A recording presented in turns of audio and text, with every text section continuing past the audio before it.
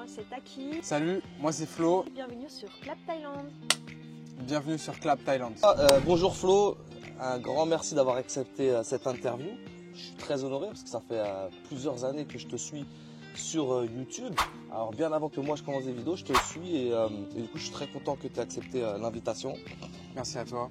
Bonjour à toi Taki, merci d'avoir accepté l'interview. C'est un plaisir de te rencontrer. Est-ce que tu peux te présenter pour les personnes qui ne te connaîtraient pas? Alors est-ce que tu pourrais te présenter pour les personnes qui ne te connaissent pas? D'accord. Moi je m'appelle Florian. Sur les réseaux, je me suis appelé Flo Nomade. À la base je suis biologiste et ça fait 8 ans que j'ai entrepris de voyager. Donc je ne pensais pas que ça allait durer 8 ans. Voilà, il y a 8 ans, j'ai décidé de partir voyager à vélo. Et donc je suis parti avec un pote, avec mon pote Stéphane, mon pote d'enfance. Et en fait, j'ai pris goût au voyage. Et ce qui fait que j'ai mené une vie de nomade pendant 8 ans. Et à côté aussi une vie d'entrepreneur. Et aujourd'hui, je suis basé en Thaïlande, je me suis installé en Thaïlande. Et j'habite sur l'île de Koh Phangan. Avant de venir ici en Thaïlande, je venais de terminer mes études en graphisme. Et en web design et graphisme, des écoles d'art avant. J'ai eu envie de partir à l'aventure solo 4 mois pour faire une petite recherche, de m'inspirer un peu de la cuisine thaïlandaise. Qu'est-ce qui t'a poussé à devenir biologiste avant les vidéos, le Flo avant les vidéos? Si tu veux, depuis que je suis tout petit, j'ai une passion pour la science. Je suis passionné de science, des grandes questions. En fait, depuis que je suis petit, je suis passionné par la science, par la biologie, par les grandes questions. Le Big Bang, la vie extraterrestre. Pour moi, étudier la science, c'était essayer de mieux comprendre notre monde et c'était juste une suite logique de ce que j'avais envie de faire. Et donc voilà, j'ai choisi la biologie parce que c'est ce qui me parlait le plus. Et du coup, je suis allé jusqu'au master. J'ai un master en biologie végétale. Alors j'ai bossé pour CES, c'est l'Agence nationale de sécurité sanitaire. C'est un peu l'agence qui s'occupe de répondre aux grandes questions pour les ministères. C'est en fait l'entité qui est déléguée par les ministères pour répondre, par exemple, aux crises sanitaires, la question des pesticides aussi. En fait, tout ce qui permet au gouvernement de prendre des mesures. L'ANSES, c'est un peu l'appui scientifique qu'il y a derrière. J'ai fait ça, j'ai bossé aussi en recherche agricole, donc, sur la pollinisation du colza. Je bossais avec des agriculteurs, des apiculteurs. Et ouais, tout ça, c'était passionnant. En gros, tu es le docteur Raoul de YouTube, si je crois. Parce que quand tu dis biologie, il y a la recherche de maladies, c'est ça? Ou c'est que dans le végétal? Alors moi, j'étais dans le végétal. Mais si tu veux, l'ANSES, c'est vraiment une grosse entité. Il y a, je crois, plus de 2000 personnes qui bossent. Et voilà, moi, j'étais spécialisé dans l'agriculture. Quel a été ton parcours scolaire en Belgique? En école générale normale. Plus tard, j'ai suivi une école d'art. On voulait que jusqu'au bout. Et c'est vrai que moi, j'étais déjà, je pense, dans l'âme, quelqu'un qui voulait voyager, qui voulait partir. Toute jeune, donc c'était vers quelles années ça? À partir de mes premiers voyages, je l'ai fait à 19 ans. J'ai travaillé, j'ai fait pas mal de boulot étudiant. Au début, j'avais encore le statut étudiant, donc j'ai profité, j'ai fait des boulots étudiants, j'ai fait plein de jobs. Après, je faisais de l'art aussi. C'était 1 an dans un resto japonais. Et du coup, j'ai mis de côté. Et après, je suis partie en voyage. Je suis revenue en Thaïlande pour la première fois après des années. Depuis que je suis toute petite, je ne suis plus jamais retournée en Thaïlande. J'avais besoin d'accord, trop bien. De retrouver un peu mes racines, toute seule en fait. Du coup, voilà, c'est comme ça que j'ai commencé les voyages.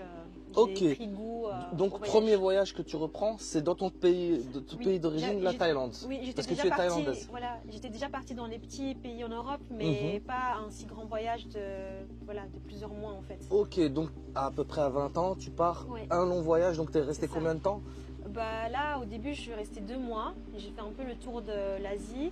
Et après, je suis revenue pour encore travailler. Et à chaque fois, je faisais comme ça. Donc, je revenais. Après, je quittais mes jobs. Tu sais, c'est des jobs lambda que je ne voulais pas trop garder. Mais surtout pour voyager. Et du coup, ça se fait comme ça petit à petit. Et puis, j'avais mes petits projets aussi sur le côté, créatifs. Donc, c'est ça qui était cool. Je faisais toujours quelque chose que j'aimais bien.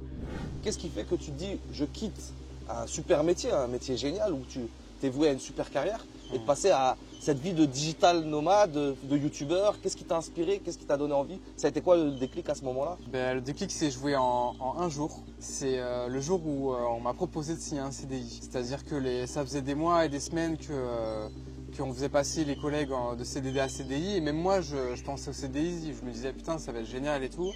le jour où on m'a proposé, ben, c'est là où j'avais plus envie en fait. Je me suis dit en fait si je signe le CDI, ça veut dire que en fait je vais faire ça toute ma vie. Et je sais pas, j'ai une sorte de... Ça m'a fait peur en fait. Ça m'a fait peur et ça a créé un déclic parce que bon, j'avais quand même envie de voyager. Ça faisait très longtemps que je voulais partir voyager. Mais quand on est jeune, on n'a pas d'argent. Et puis après, quand on travaille, on n'a pas le temps. Et puis après, quand on est plus vieux, on n'a pas l'énergie. Donc il faut se le créer ce moment-là. Et je trouvais que voilà, c'était un bon moment parce que j'arrivais à la fin de mon CDD. J'avais bossé quelques années, j'avais un peu d'argent de côté. Je me suis dit, allez, c'est le moment en fait. En fait, en gros, tu as fait le pour et le contre de vivre un peu enfermé dans un cadre très spécifique où tu seras tous les jours amené à faire les mêmes choses, ou bah, je suis encore jeune, j'ai envie de profiter à fond et d'explorer d'autres choses. C'est ça. Ok. Et j'étais pas contre le CDI, mais je me disais plus tard, tu vois. Okay. D'abord, j'ai envie de faire mon voyage, ma petite année de voyage, et je verrai plus tard. Tu as eu un plan spécifique? Ouais, si tu veux, au début, la vidéo, c'était pas trop le sujet, c'était plus comment j'allais voyager, etc. Et j'ai rencontré un gars sur Blablacar. C'est vous, Blablacar? Oui. Vous êtes Monsieur Pignon? Oui. Vous êtes Monsieur Potter? Non, pourquoi? Ah, c'est parce que je... Et je l'ai transporté de Paris à la Bourgogne. On a passé 3-4 heures ensemble. En fait, le gars, il revenait d'un voyage à vélo. Il était parti de France jusqu'en Chine à vélo. Et moi, j'étais la première personne qu'il voyait. Et je l'ai amené comme ça et je parlais avec lui dans la voiture. Je lui ai dit, mais attends mec, t'as traversé la planète comme ça à vélo? C'est vraiment possible de faire ça? Et en fait, je savais même pas que c'était possible de traverser des pays à vélo.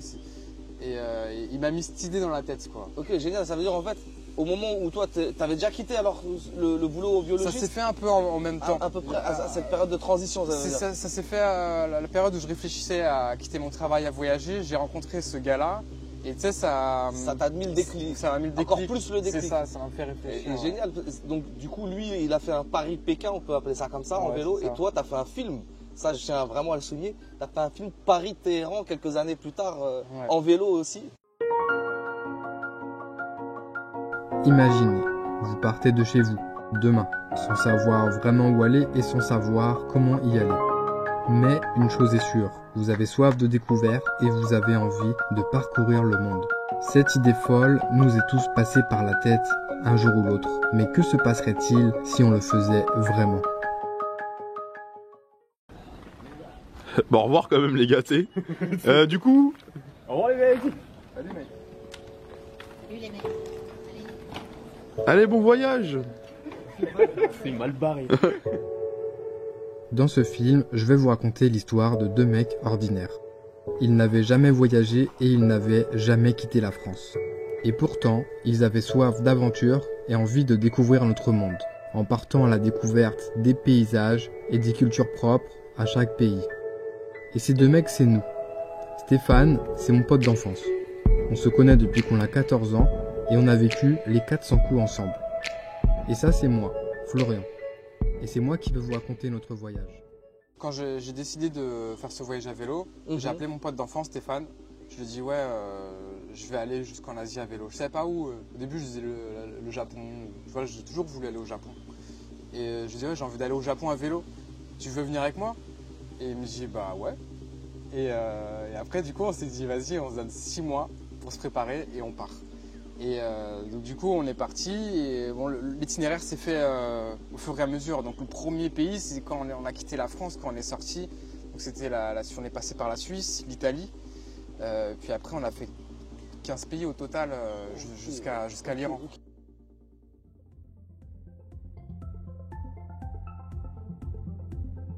Donc tu faisais des petits boulots quand tu rentrais. Et en parallèle, tu faisais un petit peu des boulots sur Internet ou tu faisais, comme tu me disais, peut-être proposer tes services dans l'art ou... Ouais, c'était pas encore Internet. À ce moment-là, j'avais pas encore ce truc d'Internet. Plutôt de la peinture. Je peignais des tableaux, des choses abstraites. Je faisais des petits expos. Je vendais. Je faisais des t-shirts, des pulls. D'accord, de la création. Oui, c'est ça, des cadres. Ok, génial. Tout vraiment autour de l'art, mais avec mon style. La naissance de Flow Nomade, c'est ce voyage à vélo quand je suis en France. C'est là où je me pose des questions, qu'est-ce que je fais? Ok, je viens de voyager 9 mois à vélo, c'était un truc de fou. J'ai la tête pleine de souvenirs, pleine de choses. Il faut le temps pour décanter un peu tout ça, de revenir dans sa zone de confort, de voir sa famille, et tout. Je me suis dit, bah en fait, j'ai envie de repartir quoi. Et moi, c'est l'Asie, j'ai toujours voulu aller en Asie.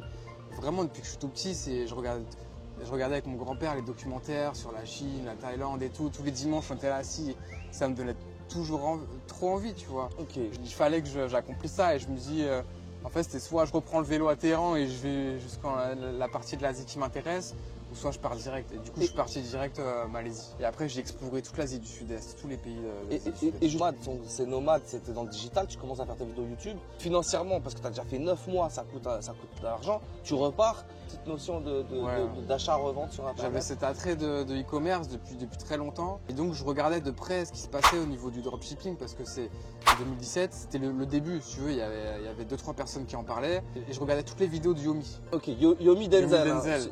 Et du coup, tu l'as suivi dans les débuts. Ouais, dès le début. Il avait 1000 abonnés quand j'ai commencé à le suivre et tout. Et quand il a lancé sa formation, j'étais à Istanbul. Et je me suis dit, bon, allez, je crois que c'est le moment. Donc, j'ai lâché les 1000 balles. Et après, focus. T'as apporté ton courage à ce moment-là pendant 2 mois. Ok. T'as apporté quelque chose cette formation?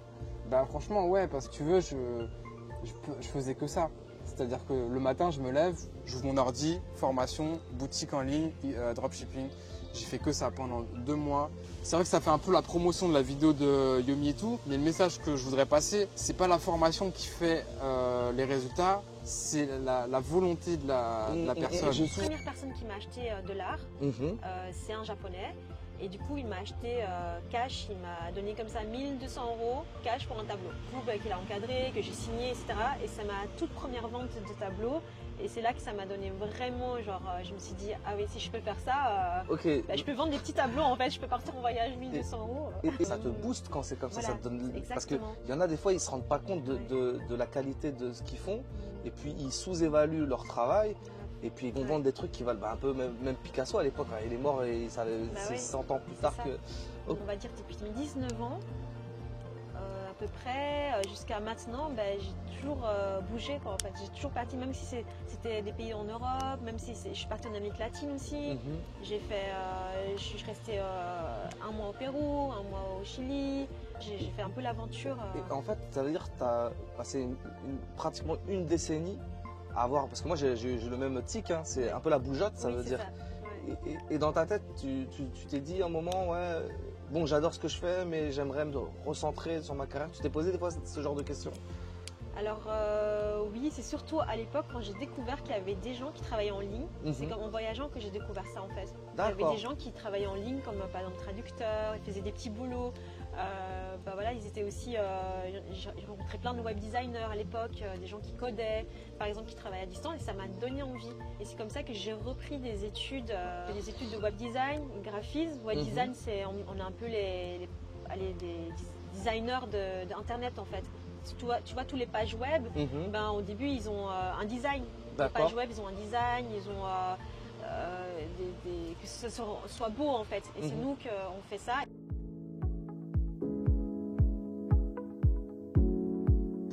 Et puis après, bah, le dropshipping, j'ai lâché l'affaire parce que c'est devenu trop concurrentiel. Puis même ça me gavait. Et puis je sais pas, ça me saoulait de faire ça. C'était plus dans mon éthique. Pendant 2-3 ans après, pendant mes voyages, c'était comme ça que je gagnais ma vie. Financièrement, tu en as eu des difficultés? Franchement, ouais. Et ça, je pense, c'est la vie de tous les entrepreneurs et ils peuvent pas le cacher, ils peuvent pas. Tous les gens qui se lancent, qui entreprennent. J'ai pu mener cette vie de voyage et de nomade parce que j'ai des besoins financiers qui sont assez faibles. C'est-à-dire qu'une fois que j'arrive à me loger, à manger et à avoir mon matos pour faire mes vidéos et tout, ben c'est bon, j'ai pas besoin de plus. Je pense que c'est ça qui m'a sauvé tout ce temps parce que je faisais des mois où tu sais, je dépensais quoi, je vivais avec 400 balles, 300 balles en voyage. Parce qu'au début, quand tu commences, c'est trop dur d'entreprendre. Vraiment, tu vois beaucoup d'entrepreneurs, d'infopreneurs et tout qui veulent te montrer que c'est facile. Mais non, c'est pas facile.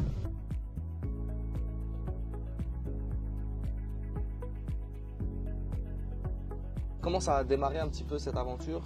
de voyage et puis maintenant d'avoir quelque chose où tu peux proposer des services aux gens. Je voulais créer un projet, un petit livre de recettes traditionnelles thaïlandaises basé sur le curry, Ok, curry traditionnel. donc quand tu as fini tes études, tu es reparti en Thaïlande, mais pas forcément pour le graphisme, C'est ça. pour la cuisine. Oui, c'est ça. Et ça a été où ton point de base? Tu es revenu à Bangkok, tu as fait quel endroit? Comment ça s'est passé ce retour? J'avais des économies pour 4 mois pour rester en Thaïlande. Je me suis dit, je fais 2 mois dans le sud et 2 mois dans le nord. Ok. Donc voilà, pour faire vraiment les recherches de spécialités en curry, étudier un petit peu les goûts, tout ça, recréer moi tout ça. Et en fait, je suis arrivée d'abord à Bangkok, oui, là, mais je suis pas restée trop longtemps à Bangkok. Je suis allée à Krabi, de Bangkok direct, je suis allée à Krabi. Je suis pas restée super longtemps, je pense une semaine, quelque chose comme ça. Et puis après, je suis venue à Koh Phangan parce que c'est un ami qui m'a conseillé de venir ici, que j'allais adorer, etc. Je lui ai dit, ok, bah pourquoi pas. Voilà, je suis arrivée chez Attir à Koh Phangan, comme ça que après je suis plus repartie. Ok. Quel conseil tu donnerais? Parce que c'est pas tout le monde qui arrive à être comme toi. Tu sais, quand tu arrives dans un pays comme la Thaïlande, la Malaisie, tu as envie un peu de festoyer. Toi, c'est ton tempérament qui fait que ça te donne un atout, mais pour des personnes qui n'auraient pas cette force-là, qu'est-ce que tu pourrais leur donner comme conseil par rapport à ça? S'ils veulent entreprendre, gagner leur vie sur Internet. Exactement. Je pense que la première étape, c'est une étape d'introspection. C'est d'essayer de se comprendre pour savoir ce qu'on aime et aussi ses compétences. Est-ce qu'on a déjà des compétences qui peuvent être monétisables? Est-ce que tu es bon pour l'écriture? Est-ce que tu es bon pour parler? Est-ce que tu es bon pour tout ce qui est visuel, le graphisme, la vidéo? Ou même si tu n'es pas bon, est-ce que tu as un attrait pour une de ces choses-là? Et puis après, aller dans ce genre de choses. Je pense que le plus simple pour démarrer, avec le recul que j'ai, c'est de travailler en freelance. Donc en fait, un freelanceur, il va vendre une compétence. Et ce qui fait que quand tu démarres, tu as juste à savoir une compétence et après trouver des clients. Tu arrives à Koh Phangan et qu'est-ce qui se passe pour que tu restes ici alors? Qu'est-ce qui s'est passé? Alors beaucoup de choses. Au début, c'était pas trop dans mon projet, mais après j'ai rencontré Flo ici sur Koh Phangan. On s'est super bien entendu. On avait un peu les mêmes visions sur les choses, des projets, des choses de la vie. Du coup, c'était cool. Tu as quand même 3 ans d'études en Belgique. Tu es arrivé ici avec des projets culinaires. Tu as rencontré Flo. Flo, vous êtes dans la même optique de vie. Et puis là, qu'est-ce qui se passe, le déclic? Vous lancez un projet, si j'ai bien compris, cet espace de coworking. Comment c'en est venu? Et les défis, as-tu eu des défis? Quel plaisir ça t'a apporté? L'entrepreneuriat en Thaïlande, c'est quelque chose qui est très, très intéressant. Ouais. Si tu veux, quand je faisais mon voyage au Mexique, donc j'avais toujours cette idée de la Thaïlande où je me disais, ok, je veux m'installer là-bas, mais pour faire quoi, tu vois? Genre, j'avais pas envie de faire des visa run, des machins. Il faut que je crée quelque chose. Si je m'installe dans un pays, il faut que je m'intègre, que j'apporte de la valeur dans le pays, etc. Qu'est-ce que je veux faire? Et en Thaïlande, ce qui marche, c'est les business physiques. Il faut faire quelque chose de physique, tu vois. Et on pouvait faire 3 choses. Je pouvais faire une pizzeria, parce que je sais faire des pizzas, pizza au feu de bois et tout. Je pouvais faire un bar, parce que j'adore ce métier de barman, tu vois. Je pouvais ouvrir un espace de coworking, parce que j'ai fréquenté tellement d'espaces de coworking partout que je connais bien et je connais les besoins des digital nomades, de ce qu'ils ont besoin, etc. L'espace de coworking, au final, c'est ce qui était le plus simple en termes d'investissement, d'organisation, parce qu'un espace de coworking, il n'y a pas besoin de mettre 1000 choses en place, etc. Et donc j'avais cette idée, ok, je retourne en Thaïlande, je veux ouvrir un espace de coworking, je ne sais pas où, je ne sais pas quand, je ne sais pas avec qui, mais j'ai cette idée en tête.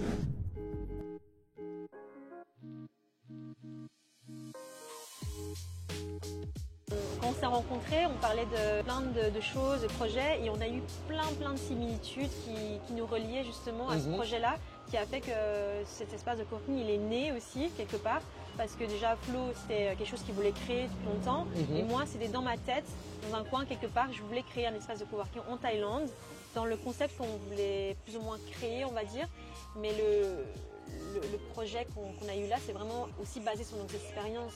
Au début de notre rencontre, on travaille dans plusieurs d'autres espaces coworking, comme ça qu'on a créé le H24 qui est né.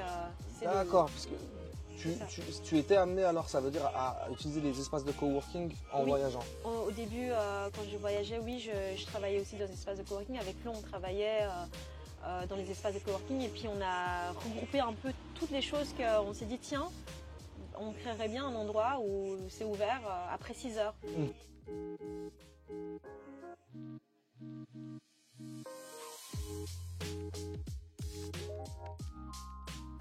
Et donc j'arrive là à Kopangan, je fais mes montages vidéo pour mes clients et je rencontre Taki. Voilà. Ok. Et je rencontre Taki à Kopangan. Taki qui est devenue ma copine et par la suite ma partenaire parce qu'on a ouvert l'espace de coworking ensemble.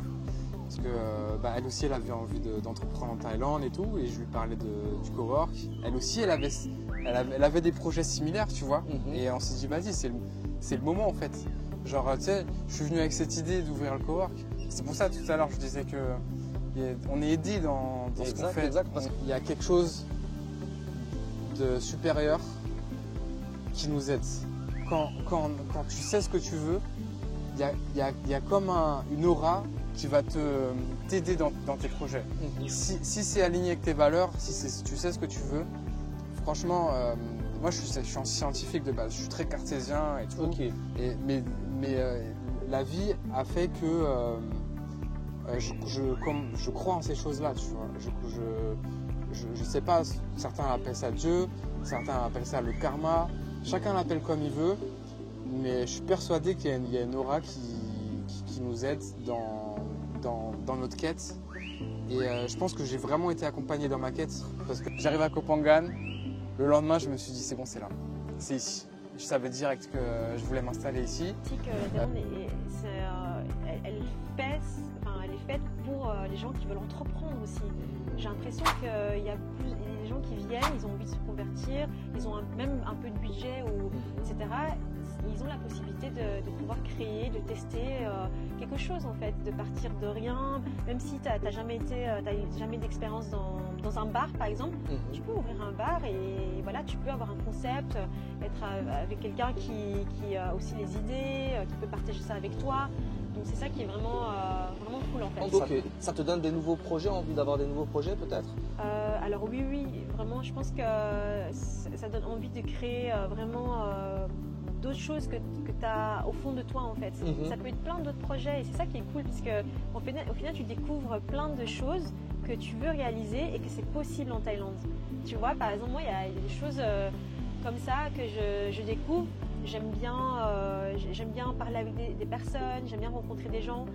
Par exemple, pourquoi pas faire guide par exemple. Touristique, je donne des cours de cuisine en français, aux francophones. Donc je peux m'adapter et en fait j'ai pas de contraintes parce que c'est des choses que je peux le faire en Thaïlande. Écoute, merci pour cette interview, d'avoir accepté Nikita, c'est un grand plaisir, merci à toi vraiment. Merci à toi en tout cas. Et puis je te souhaite que du bien, que du bon. Merci. Et puis si tu as le nom ou une page, quelque chose à donner pour les personnes qui auraient besoin de tes services, avec plaisir. Oui, bien sûr. Alors on peut me suivre sur Instagram, c'est Taki Banjonket, taki.banjonket. On mettra en petite description. Oui, bien sûr. Voilà, et là il y a mes travaux artistiques, s'ils ont besoin de se renseigner par exemple pour avoir des cours de cuisine sur Kopangan, en individuel, en groupe, voilà, je peux répondre aux demandes. Encore un grand merci. Merci à toi en tout cas. Merci Taki. Et merci à tout le monde qui nous regarde en tout cas. C'est cool. Bonne chance à toi et Flo. Merci. Bye bye. Bye. Alors, coworking, colocation, couple. C'est un peu comme ça, il n'y a que du co-coco et après couple avec Kopangan. Et Kopangan, voilà, Kopangan. Et couple avec ta copine aujourd'hui. C'est génial, c'est comme tu dis, moi quand j'entends ça, il y a des forces plus hautes qui te ramènent des belles choses. Merci pour toutes ces réponses à nos questions, parce qu'on se pose des questions sur le fait d'entreprendre, d'être digital nomade. Merci Flo. Et du coup, merci à toi. Avec grand plaisir. Ça serait sympa si tu pourrais nous montrer ton espace de coworking. Si ça te dit, on peut y aller. Allez, avec plaisir. Allez, go. Allez, let's go.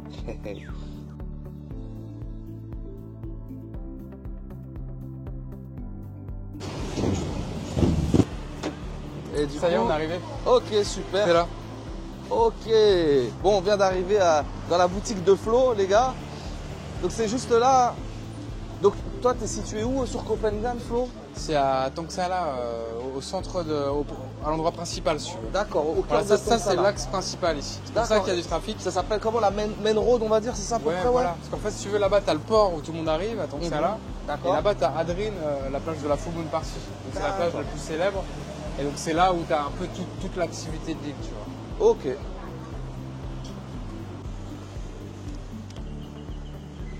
Un espace de coworking qui est basé sur la confiance, qui est autonome. C'est-à-dire qu'il n'y a pas de staff à plein temps ici. Et donc les gens s'autogèrent dans le cowork. Là, il y a un tableau avec les instructions. Et donc voilà, ce qu'on demande aux gens, c'est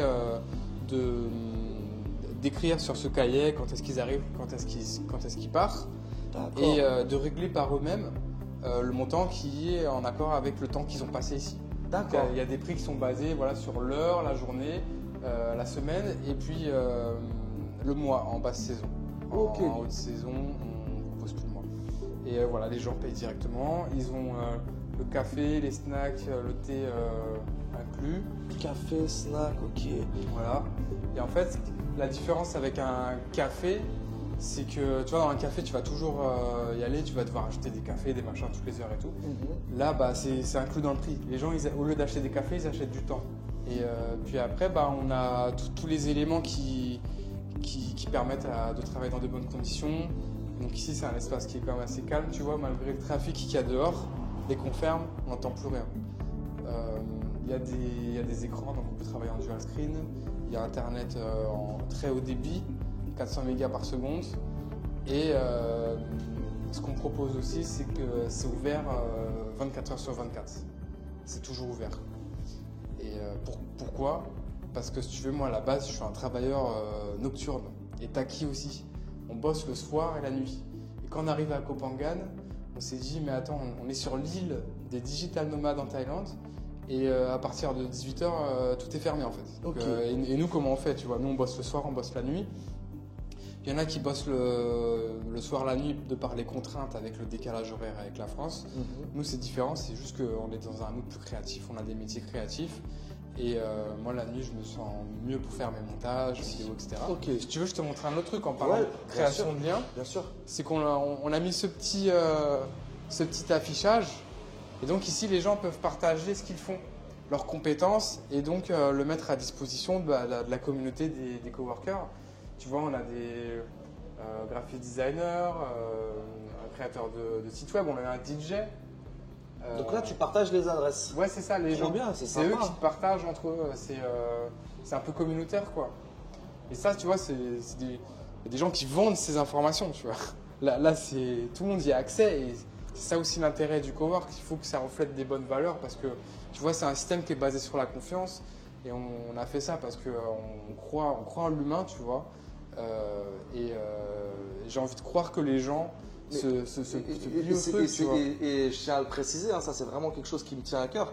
C'est la raison principale pourquoi je t'ai contacté, parce que à travers tes vidéos, j'avais vraiment envie de rencontrer des personnes qui pour moi ont ces valeurs-là humaines et en même temps qui partagent sur les réseaux ces valeurs-là, donc que ça soit en virtuel ou en réel. Donc là on voit le flow nomade aujourd'hui qui a passé toutes ces années à voyager, à traverser le monde, à apprendre d'Internet comment être indépendant financièrement et qui continue de partager ce savoir-là en réel et en plus à des prix accessibles avec toujours cette confiance. Hein, parce que comme on peut le voir, hein, moi franchement c'est la première fois, je ne sais pas s'il y en a d'autres comme toi en Thaïlande, qui voilà, ils te donnent les prix, c'est ouvert 24 heures sur 24, tu as la petite box pour 100 bahts, tu as des petits chocolats, des petites boissons. Ah, c'est le premier. C'est un truc de dingue. Franchement, c'est un truc de dingue. Je ne le voyais pas comme ça, je ne savais pas. Tu vois. Si tu veux, ça existe au Japon, en Corée, etc. Mais étant donné que la culture thaïlandaise, c'est pas si différent. Bon, sur plein d'aspects, c'est très différent le Japon et la Corée. Mais ils ont un point commun, c'est qu'ils ont la culture du respect, culture du partage. En fait, c'est ça, c'est le respect. C'est-à-dire qu'ils vont pas, les gens ici, ils volent pas, ils cassent pas, ils respectent les autres. Il n'y a pas d'embrouille ici, tout se passe bien. J'ai quasiment jamais vu de police parce qu'ils ont pas besoin. En fait, il y a pas. Ici, c'est ouvert 24 heures sur 24. Tout le monde pourrait venir rentrer, prendre des trucs de partout, mais ils le font pas parce qu'on est en Thaïlande. Les Thaïlandais le font pas et les gens qui visitent la Thaïlande comprennent ça. Et ils se plient justement à cette culture, ils deviennent un petit peu thaïlandais. C'est plus qu'un espace de coworking, c'est un espace de bon échange entre des personnes, de partage. Et du coup, merci infiniment Flo, hein, merci. Je t'en prie, merci à toi parce que en fait, tu es la première personne qui me filme, qui m'interviewe comme ça. Et Je pense que ça permet aussi aux gens qui ne me connaissent pas de me découvrir comme ça, et puis à mes abonnés aussi de me voir sous un autre angle. Parce qu'au final, je montre toujours ce que j'ai envie de montrer. Et là, je suis pris un peu au naturel, tu vois. Et c'est cool, c'est vraiment, moi ça me fait plaisir partagé. Je te sers la pâte, Flo. Merci à toi. Et puis, on mettra tous les services que tu proposes, hein, avec grand plaisir. Ciao, ciao. Allez, salut. Bye. Un grand merci à Taki et Flo Nomade pour cette super interview. J'ai une dernière question. Quels seraient vos mots pour donner de l'espoir à ce monde? Déjà, je voudrais te remercier Mathieu pour cette journée passée ensemble et pour cette interview. Et voilà, sache que t'es un bon gars, t'es une bonne personne avec des bonnes valeurs. Et ça m'a fait plaisir de te rencontrer. Quant au message que je pourrais faire passer, je voudrais dire à tous ceux qui ont des projets, des idées, des rêves, envie d'accomplir quelque chose et qui ont ça dans le creux de leur tête et qui ne le font pas parce qu'ils se disent je le ferai plus tard, c'est pas grave, la vie est longue, ou qui se disent qu'ils sont pas capables ou que le rêve est trop grand, etc. Et en fait, arrêtez d'attendre. Tout le temps que vous passez à réfléchir, c'est du temps perdu. Plus tôt vous vous mettez sur votre projet, plus tôt vous avancerez, plus tôt vous trouverez les clés. Et même si vous ne savez pas comment ça va se faire, ni avec qui, ni à quel endroit, etc. C'est pas grave. Les réponses, vous allez les trouver sur la route. Vous allez les trouver en le faisant. Alors quelque chose que j'aimerais vraiment faire passer comme message, c'est soyez vous-même. Trouvez la personne qui est en vous. Trouvez cette personne qui est au fond de vous. C'est aussi pouvoir expérimenter des passions perdues, des passions cachées, des choses qui vous animent. Et je pense que la chose la plus importante, c'est vraiment d'être heureux, d'être satisfait dans les choses que vous allez créer, vous allez faire et avoir aucun regret par rapport à ça. Parce que au final, je pense qu'on est tous capables, et j'en suis persuadée, de pouvoir trouver sa passion, de peut-être en vivre, mais déjà ça nous permet de nous ouvrir des portes, des choses qu'on ne s'y attendrait pas du tout. Et je pense vraiment sincèrement qu'on peut tous y arriver. C'est à ce moment-là qu'on se rend compte que la vie, elle est quand même vraiment bien faite. Et qu'au final, l'important, c'est d'avoir vécu des choses qu'on n'a pas de regrets et qu'on se dit, ça, je l'ai quand même fait, je l'ai quand même essayé. Même si tu rates, même si c'est des tests, même si c'est des essais, tu sais pas.